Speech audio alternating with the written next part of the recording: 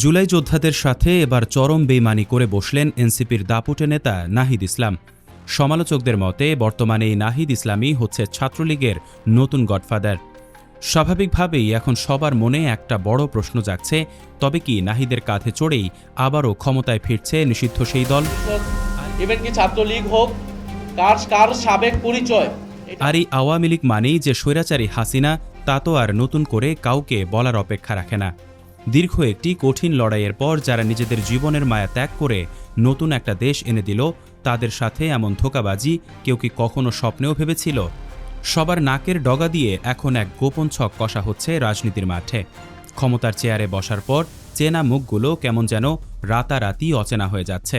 যাদের দেশ ছাড়া করতে এতগুলো তরতাজা প্রাণ অকালে ঝরে গেল, সেই বাতিল কাঠামোর লোকদেরই আবারও বুক চিতিয়ে ফিরে আনার আয়োজন চলছে। কিন্তু কার ইশারায় হচ্ছে এসব পর্দার পেছনের খেলা? আজকের এই বিশেষ প্রতিবেদনে এমন এক ভয়ঙ্কর সত্যি ফাঁস করা হবে, যা শুনলে রীতিমতো চোখ ছানা বড়া হয়ে যাবে। রাজনীতির মাঠে এখন চলছে এক অদ্ভুত ইঁদুর বিড়াল খেলা। তারেকের দল বিএনপি ক্ষমতায় আসার জন্য বেশ চতুর খেলোয়াড়ের মতোই স্বৈরাচারী হাসিনার সেই বিশাল ভোট ব্যাংকে সুকৌশলে নিজেদের ফায়দার কাজে লাগিয়েছিল। নির্বাচনে বিশাল ভোটে জেতার জন্য এটা ছিল তাদের একটা মোক্ষম গোপন চাল। তারা খুব ভালো করেই জানত কিভাবে এই ভোট ব্যাংক কাজে লাগিয়ে নিজেদের পাল্লা ভারী করতে হয়। কিন্তু ক্ষমতায় বসতেই সংসদে গিয়ে যখন তারা সেই বাতিল হওয়া দলটিকে নিষিদ্ধ করে শক্ত আইন পাশ করল, তখন চারদিক থেকে দারুণ বাহবা আর প্রশংসা পেল তারেক সরকার। সবাই ভাবল এবার বুঝি চরম শিক্ষা পেল ওই জালিমরা এবং তাদের উচিত পাওনা তারা ঠিকই বুঝে পেয়েছে। সাধারণ মানুষ তো খুশিতে হাততালি দিল। কিন্তু রাজনীতির মাঠে যে তলে তলে অন্য কারসাজি হচ্ছে, সেটা কজনই বা টের পেয়েছিল? তারেকের দল হয়তো ভেবেছিল তারা দারুণ এক চাল দিয়ে সবাইকে বোকা বানিয়েছে, কিন্তু এখন তারেক রহমানকেও যেন ভিমড়ি খাইয়ে দিলেন এনসিপির নেতা নাহিদ। চালাকিতে তারেকের চাইতে 10 কদম এগিয়ে আছেন এই নতুন গডফাদার। যেখানে বাতিল দলটির নেতারা সাধারণ মানুষের কাছে নিজেদের ভুলের জন্য মাফ চাওয়ার বিন্দুমাত্র সাহসটুকুও দেখাতে পারেনি, সেখানে তাদের পুনরায় রাজনীতির মূলধারায় ফেরাতে উঠে পড়ে লেগেছে একদল মাস্টারমাইন্ড। রাজপথের লড়াইয়ে থাকা এনসিপি ও বিএনপির এই অদ্ভুত খেলা দেখে সাধারণ মানুষের রীতিমতো মাথায় হাত। সবাই ভাবছে এরা আসলে চায়টা কি? ক্ষমতার চেয়ার কি মানুষকে এত তাড়াতাড়ি বদলে দেয়? তবে সবচেয়ে বড় চমকটা অপেক্ষা করছিল এনসিপি অর্থাৎ জাতীয় নাগরিক পার্টির ভেতরে। তাই আলোচনার একেবারে কেন্দ্রবিন্দুতে এখন এই দলটির প্রভাবশালী নেতা নাহিদ ইসলাম। নিষিদ্ধ সেই আওয়ামী লীগকে নিজের দলে নেয়ার জন্য রীতিমতো দরাজ গলায় খোলা ডাক দিয়ে বসেছেন তিনি। তার সোজা কথা, অতীত পরিচয় যা হোক না কেন, আগের ওই সংগঠনে যারা সরাসরি কোনো বড় অপরাধ করেনি, তাদের জন্য এনসিপির দরজা সব সময় খোলা। অর্থাৎ অতীত ভুলে যাও এবং আমাদের দলে আসো। কেউ যদি নতুন করে এনসিপিতে যোগ দেয়, তবে আজ থেকে সে এই দলের কর্মী হিসেবেই কাজ করবে। ভাবা যায় অবস্থা? যে মানুষগুলো এতদিন ফ্যাসিবাদের চরম গোলামি করেছে, তাদেরই এখন নতুন মোড়কে বাজারে ছাড়ার এই ধান্দাবাজি দেখে অনেকেই চোখ ছানা বড়া করে বসে আছেন। জুলাইয়ের ওই দিনগুলোর দগদগে ক্ষত এখনও শুকায়নি। যারা নিজেদের জীবন বিলিয়ে দিল, তাদের সেই সর্বোচ্চ ত্যাগের ওপর দাঁড়িয়ে এমন কাণ্ডজ্ঞানহীন কথা যেন জ্বলন্ত আগুনে ঘি ঢালার মতো অবস্থা তৈরি করেছে। এটা কি নতুন কোনো গোপন চাল, নাকি শুধুই নিজেদের দলের লোক বাড়ানোর এক সস্তা কৌশল?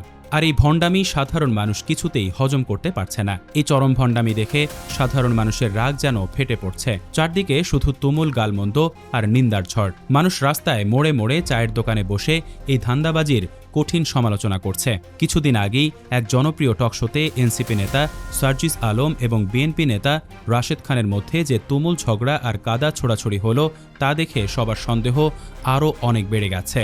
গত 15 বছর ধরে যারা সাধারণ মানুষের উপর অকথ্য অত্যাচার চালিয়েছে, তাদের জায়গা দেওয়া নিয়ে এই তীব্র ঝগড়া কি শুধুই ক্যামেরার সামনের সস্তা নাটক, নাকি এর আড়ালে লুকিয়ে আছে আরও বড় কোনো গোপন ছক? ক্ষমতার লোভ আর অর্থের মোহে অন্ধ হয়ে নীতি বিসর্জন দেওয়ার এই খেলা দেখে মানুষ এখন চরমভাবে বিরক্ত। যারা একদিন বুক চিতিয়ে জালিমদের বিরুদ্ধে রুখে দাঁড়িয়েছিল, আজ তারাই আবার সেই একই অপশক্তির সাথে হাত মেলাচ্ছে কিনা তা নিয়ে সবার মনে দেখা দিয়েছে তীব্র ঘৃণা। সাধারণ মানুষ মনে করছে এগুলো সবই নিজেদের পকেট ভারী করার ধান্দাবাজি ছাড়া আর কিছুই নয়। যারা একবার ক্ষমতার স্বাদ পেয়েছে, তারা এখন যে কোনো উপায়ে নিজেদের ক্ষমতা ধরে রাখতে চায়। আর ঠিক সেজন্যই ওই বাতিল হয়ে যাওয়া পাতি নেতাগুলোকে কাছে টানার এই নির্লজ্জ প্রতিযোগিতা শুরু হয়েছে। সবাই যেন একে অপরকে সাইজ করা নিয়ে ব্যস্ত। কারো কথায় কোনো মিল নেই, সবাই নিজ নিজ ধান্দায় ঘুরছে। তবে নাহিদের এমন বিতর্কিত ডাকে রাজনীতির মাঠে রীতিমতো ঝড় বয়ে যাচ্ছে।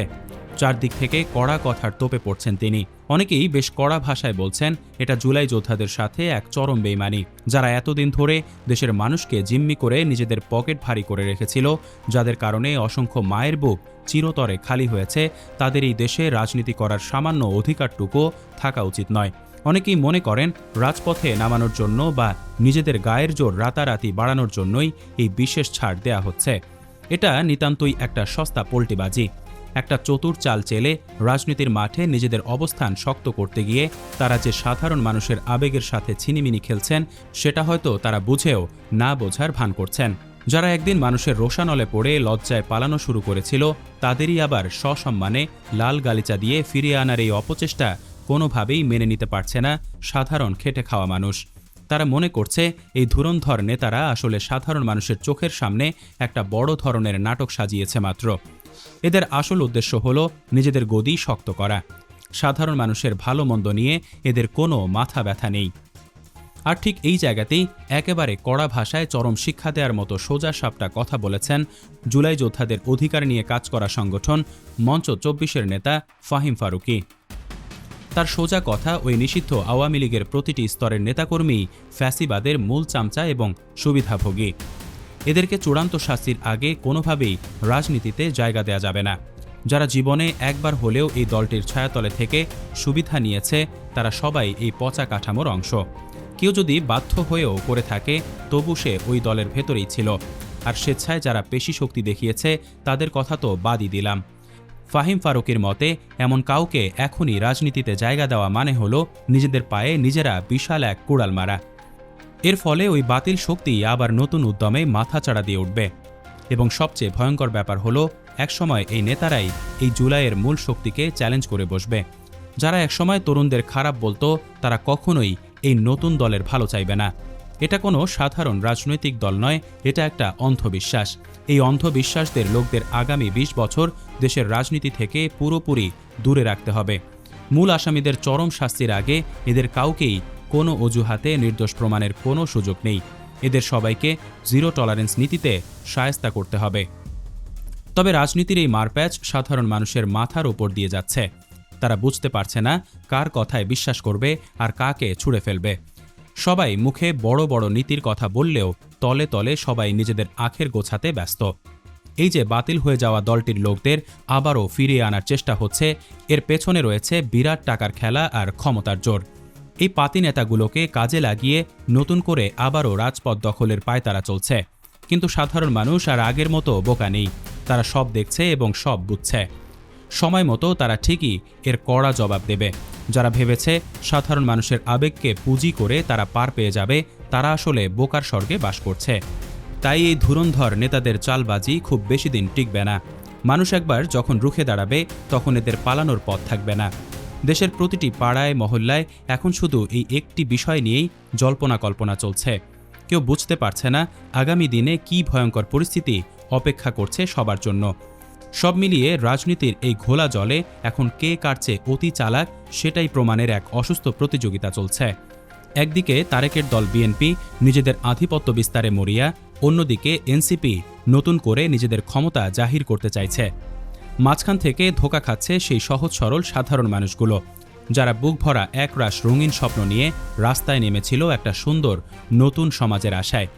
সাধারণ মানুষ কি সত্যি তাদের সেই কাঙ্ক্ষিত পরিবর্তন নিজেদের জীবনে দেখতে পাবে, নাকি চালাক নেতাদের নোংরা খেলার গুটি হয়েই অনন্তকাল ধরে বোকা বনতে থাকবে? রাজনীতির এই জটিল চালে শেষ পর্যন্ত কে কাকে সাইজ করে আর কে কার কান মলা খায়, সেই উত্তর হয়তো আগামী দিনগুলোতেই পরিষ্কার হয়ে যাবে।